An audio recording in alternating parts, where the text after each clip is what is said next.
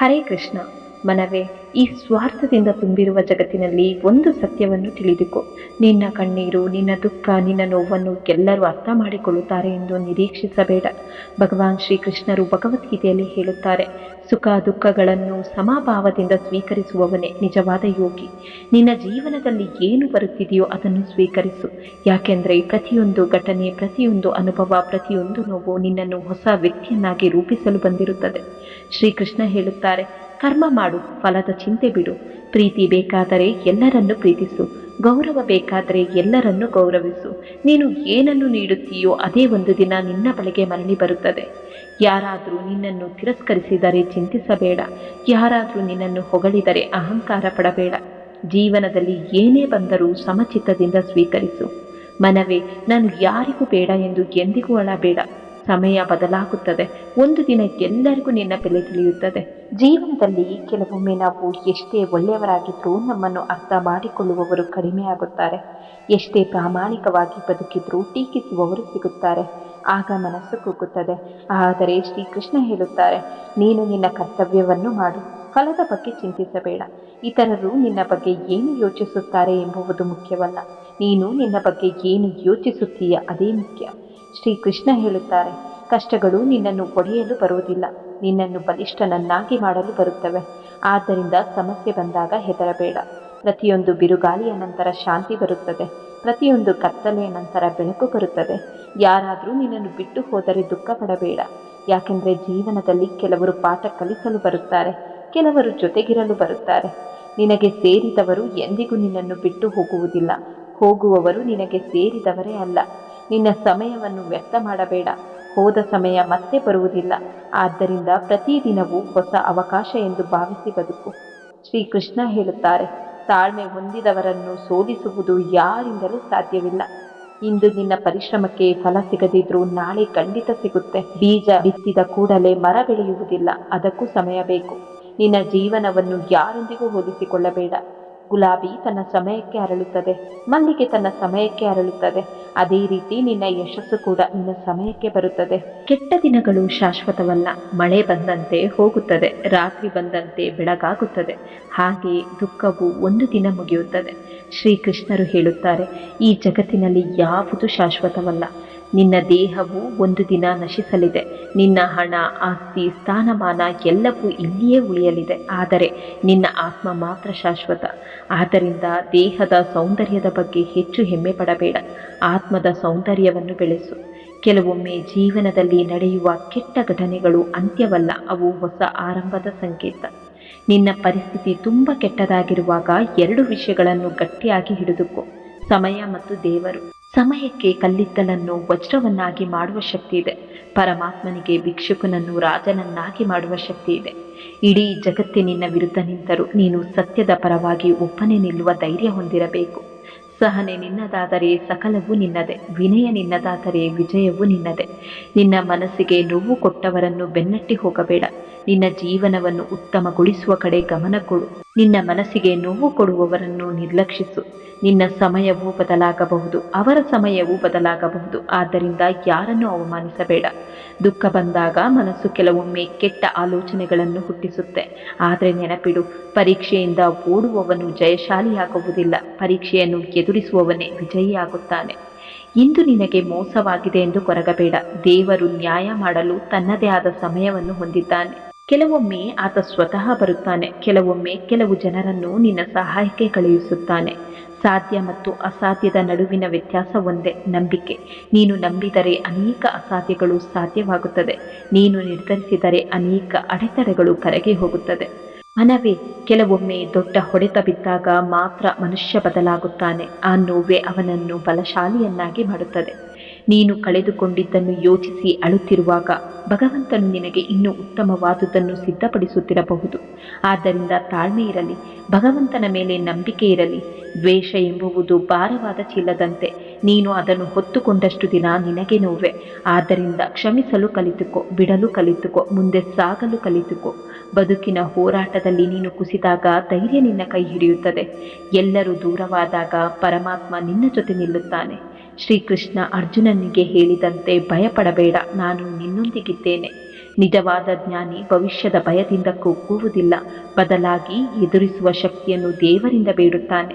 ಜೀವನದಲ್ಲಿ ಅನಿರೀಕ್ಷಿತ ಸಮಸ್ಯೆಗಳು ಸಾಮಾನ್ಯ, ಆದರೆ ಆತ್ಮವಿಶ್ವಾಸದಿಂದ ಅವುಗಳನ್ನು ಎದುರಿಸುವುದು ಅಸಾಮಾನ್ಯ. ಒಳ್ಳೆಯವರಿಗೆ ಕೆಲವೊಮ್ಮೆ ಅವರ ಒಳ್ಳೆತನವೇ ಶತ್ರುವಾಗುತ್ತದೆ, ಆದರೆ ಅದಕ್ಕಾಗಿ ಒಳ್ಳೆತನವನ್ನು ಬಿಡಬೇಡ. ಪ್ರಯತ್ನ ಮತ್ತು ಆತ್ಮವಿಶ್ವಾಸ ಇದ್ದರೆ ಯಾವುದೇ ಸಾಧನೆ ಅಸಾಧ್ಯವಲ್ಲ. ನೀನು ಯಾರು ಎಂಬುದು ನಿನಗೆ ಗೊತ್ತಿರುವಾಗ ಜಗತ್ತಿನ ಅಭಿಪ್ರಾಯಗಳ ಅಗತ್ಯವಿಲ್ಲ. ಇಂದು ನೀನೇ ಎಲ್ಲ ಎನ್ನುವವರು ನಾಳೆ ನೀನು ಯಾರು ಎಂದು ಕೇಳಬಹುದು. ಆದ್ದರಿಂದ ಅತಿಯಾದ ಮೋಹವನ್ನು ಬೆಳೆಸಿಕೊಳ್ಳಬೇಡ. ಯಾವಾಗಲೂ ಸಂತೋಷವಾಗಿರಲು ಶ್ರೀಕೃಷ್ಣನ 6 ಸರಳ ಮಾರ್ಗಗಳು.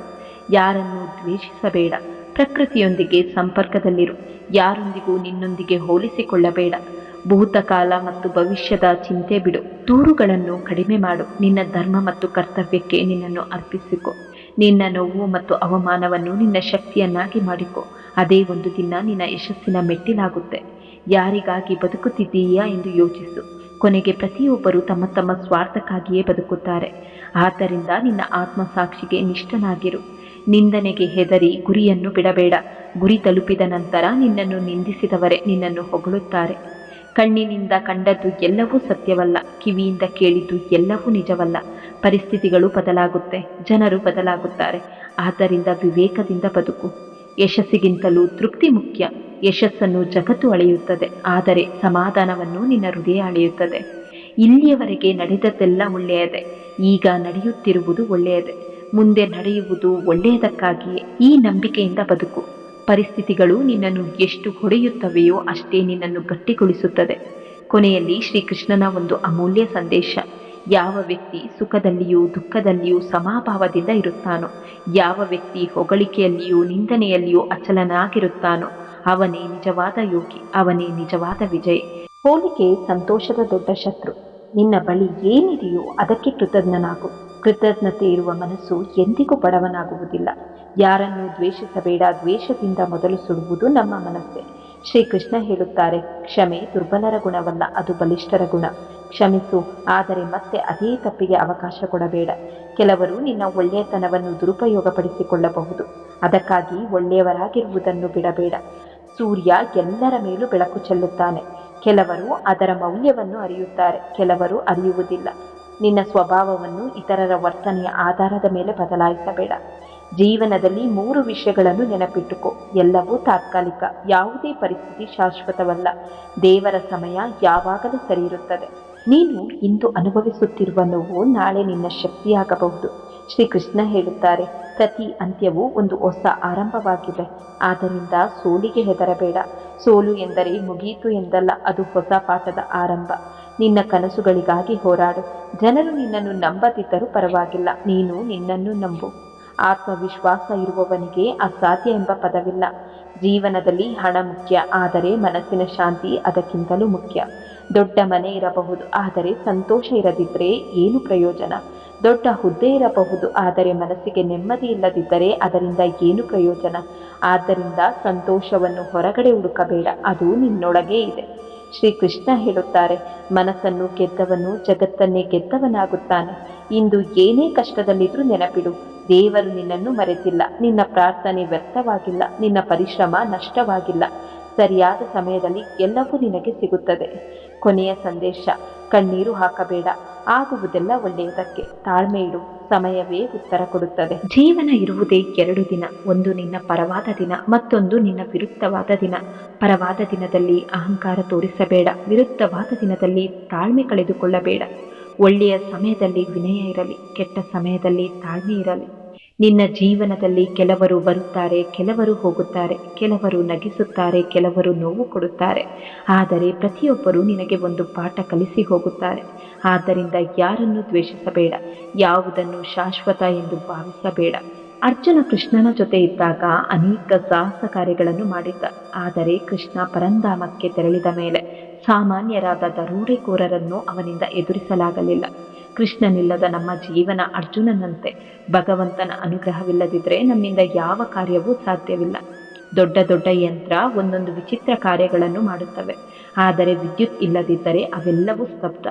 ದೇವರಿಲ್ಲದ ನಮ್ಮ ಜೀವನ ಕರೆಂಟ್ ಇಲ್ಲದ ಯಂತ್ರದಂತೆ. ನಂಬಿಕೆ ಕಳೆದುಕೊಳ್ಳಬೇಡ. ಕತ್ತಲೆಯ ನಂತರ ಬೆಳಕು ಖಂಡಿತ ಬರುತ್ತದೆ. ಸ್ವರ್ಗ ಎಲ್ಲಿದೆ ಎಂದು ಕೇಳಿದರೆ ಅಮ್ಮನ ಮಡಿಲಲ್ಲೇ ಇದೆ ಎಂದು ಹೇಳುವೆನು. ಈ ಶರೀರವು ಕೇವಲ ಮಣ್ಣಿನಿಂದಾದ ಒಂದು ವಾಹನವಷ್ಟೇ. ಇದರೊಳಗೆ ಕುಳಿತು ಬದುಕನ್ನು ನಡೆಸುತ್ತಿರುವ ಅಸಲಿ ಚಾಲಕನೇ ಆತ್ಮ. ಕಣ್ಣಿಗೆ ಕಾಣುವ ಲೌಕಿಕ ಆಕರ್ಷಣೆಗಳನ್ನು ನೋಡಿ ಮರುಳಾಗಬೇಡ. ನಿನ್ನೊಳಗಿರುವ ಆ ದೈವಿಕ ಚೈತನ್ಯವನ್ನು ಗುರುತಿಸುವುದೇ ನಿಜವಾದ ಜ್ಞಾನ. ನಿನ್ನ ಮಾತುಗಳು ಮರೆತು ಹೋಗಬಹುದು, ಆದರೆ ನಿನ್ನ ದಯೆ ಯಾರದೋ ಹೃದಯದಲ್ಲಿ ಶಾಶ್ವತವಾಗಿ ಉಳಿಯುತ್ತದೆ. ಶರೀರದಲ್ಲಿರುವಷ್ಟು ಕಾಲ ಕರ್ಮಗಳನ್ನು ಮಾಡುವುದು ಅನಿವಾರ್ಯ. ಆದ್ದರಿಂದ ಕರ್ಮ ನಡೆಸದೇ ಇರುವುದು ತ್ಯಾಗವಲ್ಲ. ಕರ್ಮಫಲವನ್ನು ಬಯಸದೆ ಕರ್ಮಗಳನ್ನು ನಡೆಸುವವರೇ ನಿಜವಾದ ತ್ಯಾಗಿಗಳು. ನಿಮ್ಮ ಕನಸುಗಳನ್ನು ಈಡೇರಿಸಲು ಗುರಿಯ ಸ್ಪಷ್ಟತೆಯ ಅತ್ಯಗತ್ಯ. ನಿಮ್ಮ ಗುರಿ ಯಾವುದು ಎಂಬುದು ನಿಮಗೆ ಸ್ಪಷ್ಟವಾಗಿರಲಿ.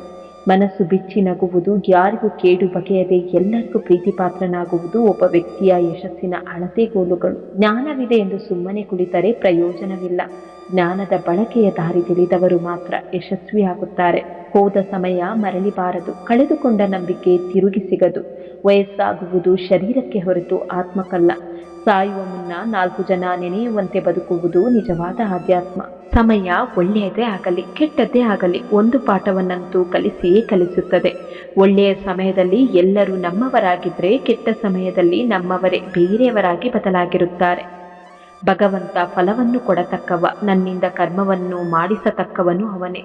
ಏನು ಫಲ, ಎಷ್ಟು ಫಲ, ಯಾವಾಗ ಫಲ ಎಲ್ಲವೂ ಅವನಿಗೆ ಸೇರಿದ್ದು. ಸಿಕ್ಕಿದರೂ ಸಂತೋಷ, ಸಿಗದಿದ್ದರೂ ಸಂತೋಷ. ಇದು ಭೌತಿಕ ಸಮತೋಲನ. ಇಂತಹ ಸಮತೋಲನದಲ್ಲಿ ಕರ್ತವ್ಯ ದೃಷ್ಟಿಯಿಂದ ಕರ್ಮವನ್ನು ಮಾಡಬೇಕು.